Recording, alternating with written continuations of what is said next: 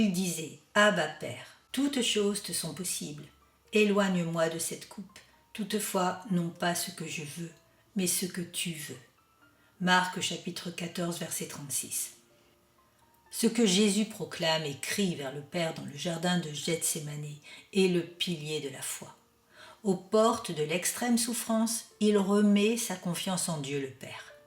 Jésus n'essaie pas de se soustraire, de fuir la volonté de Dieu. Il ne se révolte pas, il n'en veut pas à Dieu.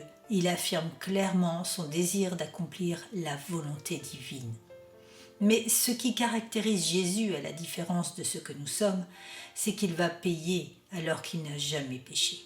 Il va payer pour nos péchés. Il paie non pour lui, mais pour nous. En cela, la fournaise de sa souffrance est infiniment plus ardente que tout ce que nous pouvons imaginer ou même vivre.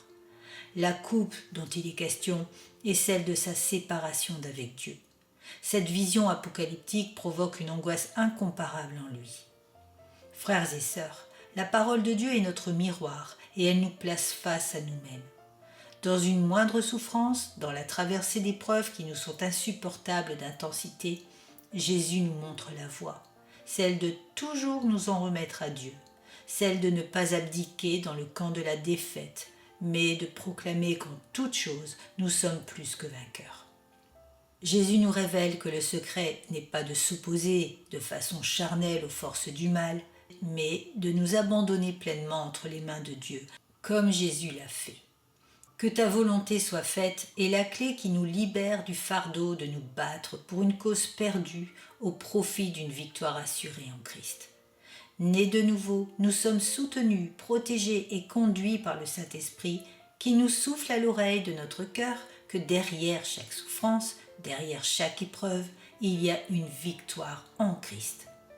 Dieu nous fait passer parfois dans sa volonté par des chemins désertiques et épineux pour nous façonner et faire de nous des vases d'honneur. S'il a donné son Fils unique pour que nous soyons sauvés, à plus forte raison, nous ne serons pas plus épargnés des souffrances qui sont nécessaires à notre maturité spirituelle. Mais dans sa grâce et sa grande bonté, Jésus a payé ce que nous ne pouvions payer, et de ce fait, notre coupe n'a pas la même intensité. Je vous invite à vous prosterner devant le Seigneur, qui ne nous fera pas aller au-delà de ce que nous pouvons supporter. Alors, quel que soit ce que nous traversons, que le cri de notre cœur soit « Non pas ma volonté, Seigneur, mais la tienne ».